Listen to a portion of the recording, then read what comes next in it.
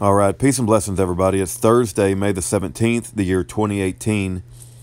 We're working our way through the prison letters that came into the P.O. box today. One of them right now is from Jason Gerhard. Let's read it.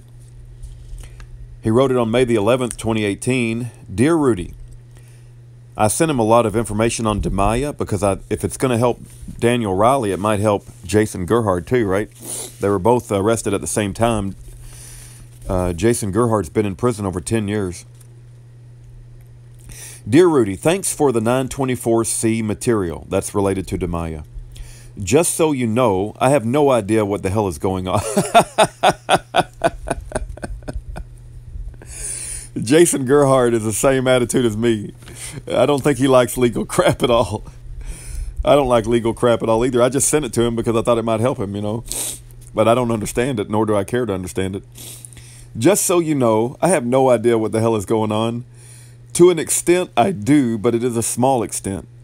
Some good news on the Criminal Law Reporter this week. Enclosed is an article about a guy out in Denver who had his 924C charge vacated. Let me pause right here. If you're not legally inclined and all these things are happening, in the Supreme Court, vague, legal briefs, and you have to get a legal brief to argue vagueness, and you got to know about Section 16B and 924C, and it's just so freaking complicated. And if you don't have a mind that fully understands what the hell is going on, you're just sitting in a prison cell, man. It's like, hey, you're gonna have to sit there for another 10 years because nobody's helping you, and you ain't got the mindset to figure it out yourself. It's really sad, man. That's why it's like somebody probably should be helping Jason, because I don't think Jason should sit in prison 10 years because you only get like a certain amount of time to file all these paperwork. Sorry, my sniffling, man. I'm fighting some serious allergies. All right, here we go. And this guy, okay, he says, enclosed is an article about a guy in Denver who had his 924C charge vacated. And this guy threw a Molotov cocktail at a tattoo parlor! ! This is the same charge as Danny, Elaine, and Ed have, I believe. Same mandatory of 30 years anyway. Things are happening, just not in our neck of the woods just yet. Not a big deal, really. I left my schedule open until 2025 anyway. Smiley face. Everything okay by you? Jason. He's got a real sense of humor, don't he? Everybody else is planning on getting out of prison and enjoying their freedom, and Jason is basically saying, I don't know what the hell's going on, but I'll just stay here till 2025. I'm laughing, but I wish somebody would help him because I don't understand this legal junk anyway.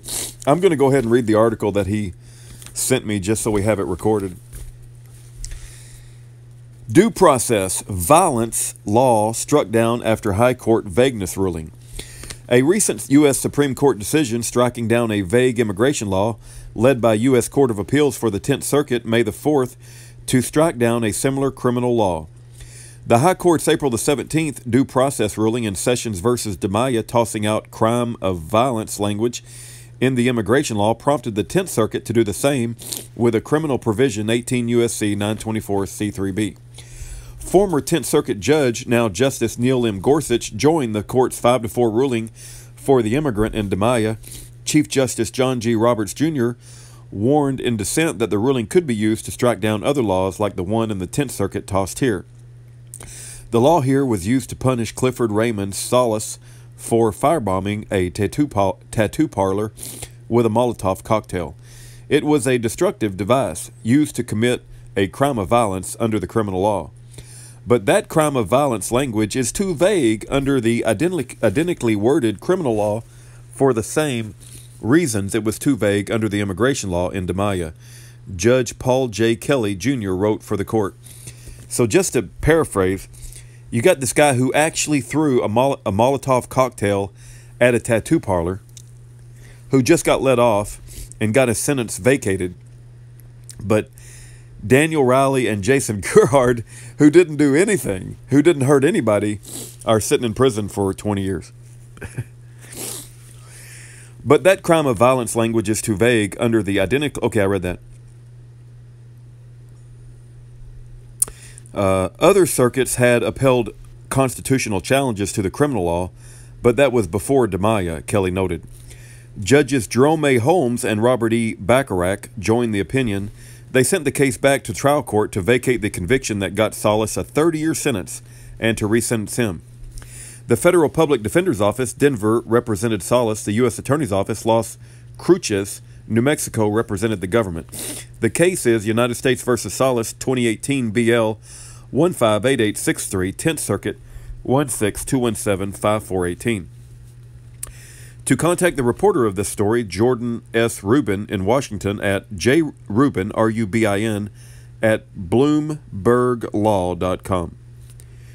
All right. You guys have a great day, and pray for Jason. I think he would be doing the same thing I'm doing.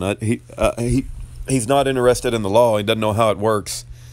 And I'm sure he would like to get out of prison, but unless somebody helps him file all these legal briefs, I don't think Jason's going to be filing any legal briefs on his own, nor do I think he has the money to pay a lawyer to do it for him. It's actually very sad. Take care and keep praying.